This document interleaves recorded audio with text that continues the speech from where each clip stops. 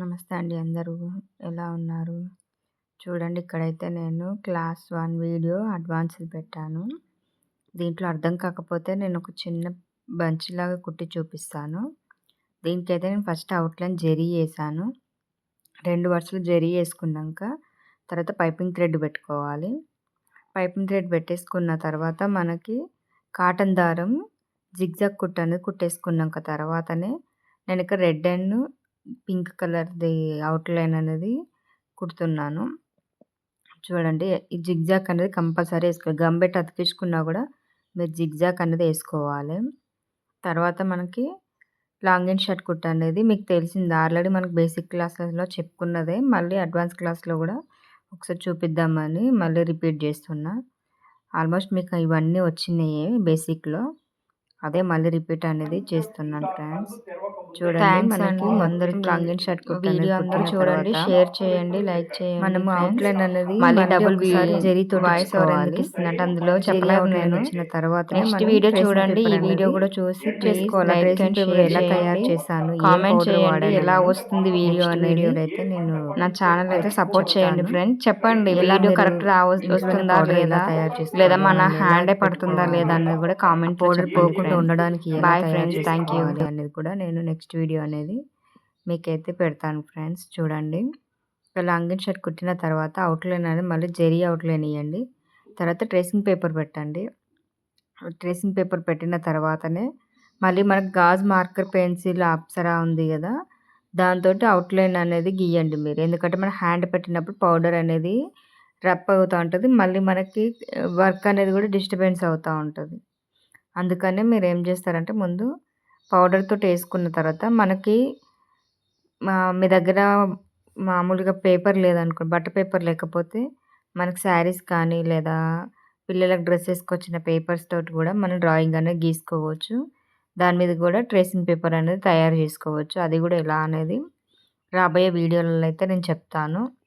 ఇక్కడ చూడండి పిక్ మొత్తం ఎందుకు పెట్టానంటే మీకు అది చూసి ప్రాక్టీస్ చేస్తారని. ప్లీజ్ అండి అందరు లైక్ చేయండి, షేర్ చేయండి, కామెంట్ చేయండి.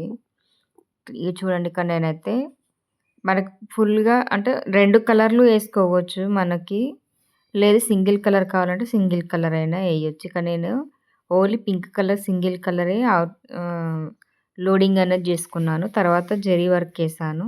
ఆ తర్వాత అవుట్లైన్ కూడా పింక్ దాంతో ఇస్తున్నా. చూడండి పింక్ అండ్ రెడ్ తోటే ఇస్తున్నాను. ఎందుకంటే శారీ అంతా పింక్ అండ్ రెడ్డే ఉంది ఆల్మోస్ట్.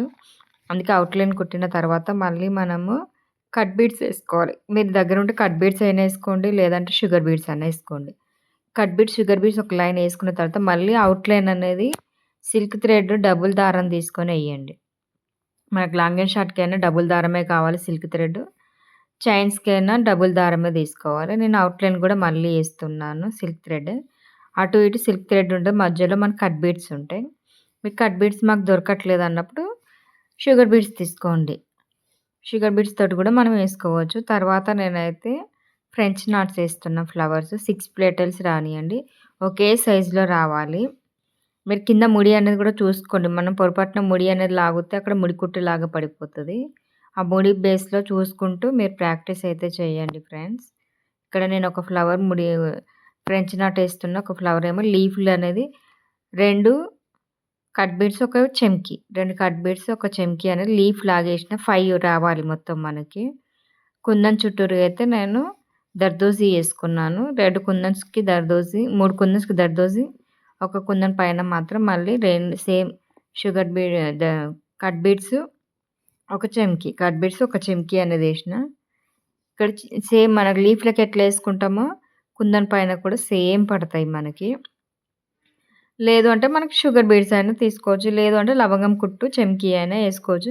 మొత్తం మనకి గోల్డ్ ఎక్కువ ఉండాలి, పింక్ ఎక్కువ ఉండాలి అన్నారు కాబట్టి పింక్ గోల్డ్ కాంబినేషన్‌లోనే నేను తీసుకున్నాను. ఇక్కడ చెంకీ కావాలి, కట్ బీడ్స్ కావాలన్నారు కాబట్టి కస్టమర్ ఆమె పెట్టిన పిక్ అయితే వేరేది, అది కూడా నేను పెడతాను చూడండి. మీకు చిన్న బంచ్ గీసేటప్పుడు ఆమె చెప్పినది ఒకటి మోడలు, కానీ చేయమన్నది ఈ మోడలు.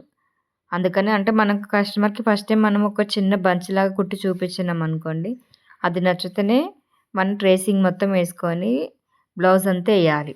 లేదనుకో మళ్ళీ మనం ఫుల్‌గా యేసుకున్నాక నచ్చలేదనుకో, అప్పుడు బ్లౌజ్ అంతా మన మీదనే పడతది.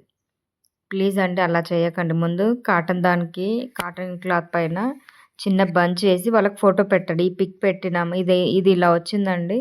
ఇది ఓకేనా? కాదా? మీరు చెప్పండి. లేదా వేరే ఏమన్నా ఫ్లవర్స్ ఏయమంటారా? అడిగినంకనే మీరెప్పుడైనా బ్లౌజ్ అనేది కస్టమర్‌లది ఎయండి. లేదు మీ దానికైనా గూడా ఫస్ట్ కాటన్ దాని మీద ప్రాక్టీస్ అయినంక తర్వాత దీనిపైన ఎయండి. అంతేకాని డైరెక్ట్ ఒకటేసారి మనము క్లాత్ పెట్టి గీసుకొని ఏసుకున్నామనుకో, కొంచెం అటు ఇటు అయినా మళ్ళీ ఇప్పనీకి కష్టం అది. అందుకని కాటన్ దాని మీద ప్రాక్టీస్ అయినంకనే ఎయండి. ఇదైతే నేను హ్యాండ్ వర్క్ చూపిచ్చాను. దీంట్లో మీకు అర్థమైందా? అర్థం కాలేదా? ప్లీజ్ కామెంట్స్ అయితే చేయండి. మీ కామెంట్ బట్టి నేను మళ్ళీ వీడియో అనేది చేస్తా. ఇదేదో ఒక చిన్న బంచ్ వీడియో అయితే నేను మళ్ళీ పెడతాను. చూడండి. చూసి ప్రాక్టీస్ చేయండి. ప్లీజ్ అండి అందరూ లైక్ చేయండి, షేర్ చేయండి, కామెంట్ చేయండి. Meghamala thread and needle channel అండి. రోజు ఒక వీడియో అనేదైతే పోస్ట్ చేస్తాను. చూడండి. కంప్లీట్‌గా మీకైతే అర్థమైతుందని అనుకుంటున్నా. ఆల్మోస్ట్ మనం బేసిక్ క్లాస్‌లలో చెప్పుకున్నయి అడ్వాన్స్ క్లాస్‌లో ఏంటిది, అసలు అడ్వాన్స్ క్లాస్ అంటే ఏంటిది, బేసిక్ క్లాస్ అంటే ఏంటిదని, బేసిక్‌లో కుట్టేటియన్నీ అడ్వాన్స్ క్లాస్‌లో ఇక్కడ ఏంటంటే కొంచెం వర్క్ అనేది పెంచుకుంటూ పోతాము. వర్క్ అనేది తగ్గియము. ఏడికాడికి వర్క్ అనేది పెంచుతూ పోతాం. లాస్ట్‌లో నేనేం చేశానంటే జర్కన్ స్టోన్స్, జర్కన్ రింగ్స్ అనేది పెట్టాము. అదే బేసిక్‌లో జర్కన్ రింగ్స్ ఇక్కడ పెట్టండి, మీరిది ఇక్కడ పెట్టుకోండి అనైతే చెప్పము. ఓన్లీ కుట్టి చూపిస్తాము అంతే దాంట్లో. అడ్వాన్స్ లెవెల్‌కొచ్చేసరికి ఏందంటే ఫ్లవర్‌కి ఇక్కడ జర్కన్ రింగ్ పెట్టాలి. ఇక్కడ జర్కన్ స్టోన్ పెట్టుకోండి. ఫుల్ వర్క్ అంతా అయిపోయినంక ఇక్కడ ఇగో ఇది ఖాళీగుంది. ఈ ఖాళీ ప్లేస్‌లో మళ్ళొక చెంకి, ఒక స్టోన్ అన్నా పెట్టండి. లేదా ఒక చెంకి, ఒక పూసలన్నా కుట్టండనేది ఎక్స్‌ప్లెయిన్ చేసుకుంటూ వీడియో అయితే పెడతాం ఫ్రెండ్స్. చూడండి మీ అందరికీ నచ్చిందనే అనుకుంటున్నాను. ఇంకొకటి ఏందంటే అనవసరంగా మీరు క్లాత్‌లనైతే సెమీ పట్టు తెచ్చుకోండి. రా సిల్క్ కంటే సెమీ పట్టు అయితే మన క్లాత్ దారం అనేది పట్టేయదు. స్మూత్‌గా వస్తది. ఒకవేళ మీకు దారం తెగుతుందన్నా, లేదా నీడిల్‌కి ఊకే దారం పడి పోగులొస్తుందన్నా క్యాండిల్ అనేది రాయండి. ఈజీగా ఉంటది. క్యాండిల్ రాసుకుంటే మనకి స్మూత్‌నెస్ అనేది వస్తదన్నట్టు. అందుకే క్యాండిల్ రాసుకోండి.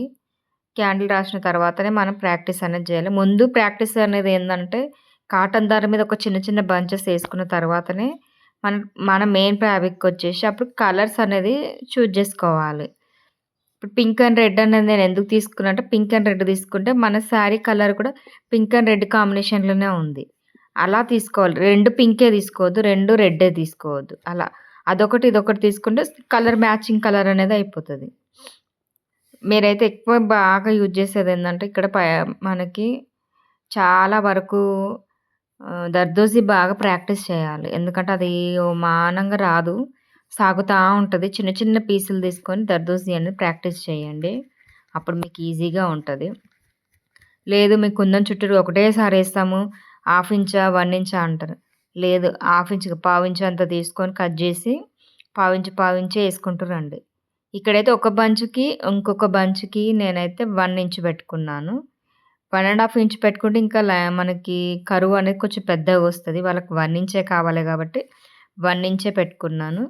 ఫ్లవర్‌కి హాఫ్ ఇంచు, ఈ కరువు షేప్‌లనేది 1 ఇంచ్. అలా చూసుకుంటూ మనం ట్రేసింగ్ పేపర్ అనేది తయారు జేసుకోవాలి. లేదు 1 ఇంచ్ పెట్టుకుంటామా, 1 ½ ఇంచా అనేది గాదు. ఇక్కడ ఓన్లీ బంచ్ అనేది 1 ఇంచ్ ఉండాలి. ఫ్లవర్ అనేది హాఫ్ ఇంచ్ ఉండాలి. 1 ½ ఇంచులో మనకొక బంచ్ అనేది తయారు గావాలి. అలా పెట్టుకుంటూ రండి మీరు.